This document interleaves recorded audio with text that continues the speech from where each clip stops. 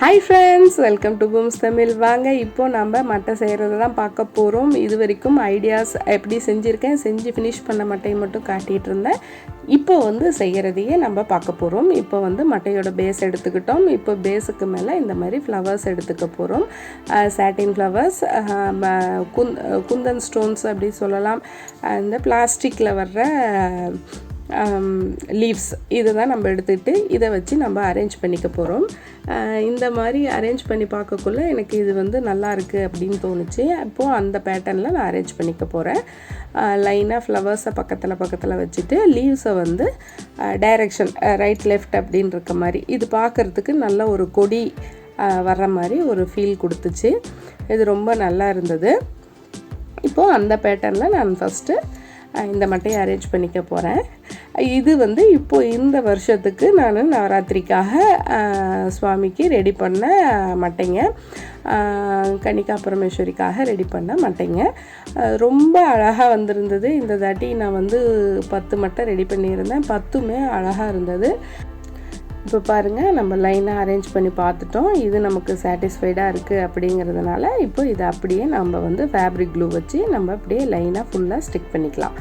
இப்போ பாருங்கள், ஸ்டிக் பண்ணி முடிச்சிட்டோம். ரொம்ப நீட்டாக மட்டை ரெடி ஆகிடுச்சு. இதை நான் ஒரு 1 வீக் முன்னாடியே நான் இது வீட்டில் ரெடி பண்ணிட்டேன்.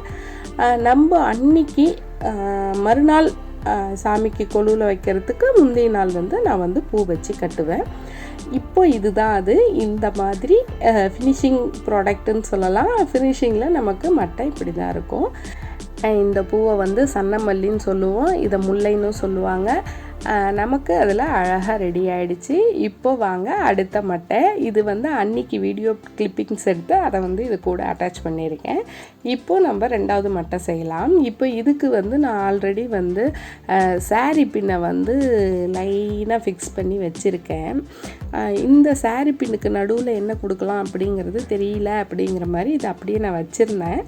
இப்போது அதில் இந்த ஹார்டிங்ஸை வச்சோம்னா நமக்கு இன்னொரு மட்டை நமக்கு ஃபினிஷ் ஆகிடும் அப்படின்னு தோணுச்சு. இது இந்த ஹார்டின், கோல்டன் ஹார்டின் ரொம்ப கரெக்டாக இதுக்கு மேட்ச் ஆச்சு. கொஞ்சம் சைஸ் வாரியாக பெரிய ஆட்டின்லேருந்து சின்ன ஆட்டின் வரைக்கும் ஆர்டராக அடுக்கி வச்சுட்டு நான் இப்போ இதை அப்படியே ஃபேப்ரிக் க்ளூ போட்டு ஒட்டிக்க போகிறேன். காஞ்சதுக்கப்புறம் கம் இருக்கிறது தெரியாது.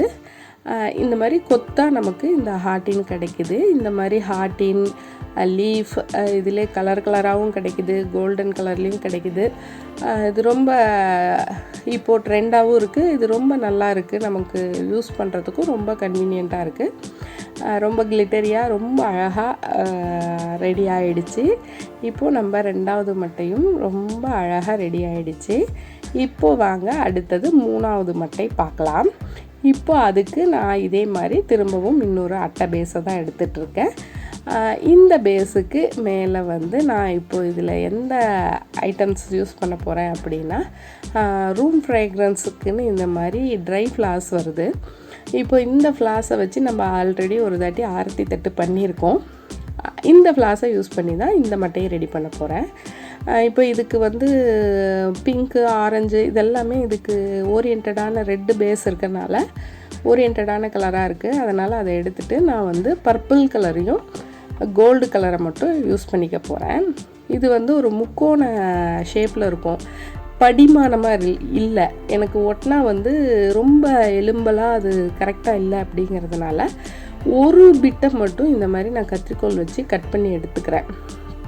அந்த மாதிரி கட் பண்ணி நம்ம எடுத்துட்டோம்னா அது படிஞ்சு நமக்கு மட்டையில் நல்லா ஃபிக்ஸ் ஆகுது. இப்போ பாருங்கள், இந்த மாதிரி நான் கட் பண்ணி எடுத்துட்டு வச்சு பார்த்தா எனக்கு இது சாட்டிஸ்ஃபைடாக இருந்தது. அதனால் இதை ஃபுல்லாக கோல்டு ஒன்று, பர்பிள் ஒன்று, கோல்டு ஒன்று, பர்பிள் ஒன்று அப்படிங்கிற மாதிரி மாற்றி வச்சு பார்த்துட்டேன். இது எனக்கு திருப்தியாக இருந்தது. இதுக்கப்புறம் இதில் சென்டரில் கோல்டு பீடு வைக்கலாம் அப்படின்னு நினச்சேன். கோல்டு பீடு வச்சாலும் எனக்கு அந்தளவுக்கு எனக்கு நிற்கலை. எனக்கு இந்த பெட்டல்ஸே கொஞ்சம் ரஃப்பாக ஹேண்டில் பண்ணுறதுக்கு மேடு பள்ளமாக இருக்குது. அதனால் இது எனக்கு அந்தளவுக்கு அது சூட் ஆகலை. ப்ளஸ் இந்த மாதிரி நடுவில் கொஞ்சம் லீஃப் கொடுக்கலாம் அப்படின்னு பிளான் பண்ணேன். லீஃபும் வச்சா ரொம்ப கிளம்ஸி ஆகுது. அதனால் வேண்டாம், நம்ம இந்த ஃப்ளவர்ஸோடையே நிறுத்திக்கலாம் அப்படிங்கிற மாதிரி டிசைட் பண்ணிவிட்டு ஃப்ளவர்ஸோடையே நிறுத்திட்டு இதை ஃபுல்லாக கம் பண்ணிட்டேன். அரைமுத்து என்கிட்ட ஒயிட் கலர் தான் இருந்தது. ஆஃப் பீடு இட்லி முத்து அந்த மாதிரி சொல்லுவாங்க. அந்த முத்தில் வந்து நான் ஃபஸ்ட்டு சென்டரில் மட்டும் நான் ஸ்டிக் பண்ணிட்டேன்.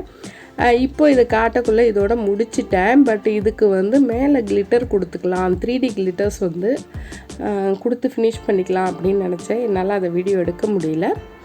இதுக்கு மேலே வந்து 3D கிளிட்டரை வந்து ஸ்ப்ரெட் பண்ணி விட்டுட்டோம்னா கொஞ்சம் ஷைனிங்காக கொஞ்சம் பளபளன்னு லுக்காக இருக்கும். அதை மட்டும் என்னால் பண்ண முடியல. நீங்கள் பண்ணுற மாதிரி இருந்தால் அந்த மாதிரியும் பண்ணிக்கலாம். இப்போது சூப்பராக இன்னொரு மட்டையும் ரெடி ஆகிடுச்சு. உங்களுக்கு இந்த ஐடியாஸ் 3 ரொம்ப பிடிச்சிருக்குன்னு நினைக்கிறேன். அடுத்த வீடியோவில் சந்திப்போம். பாய்.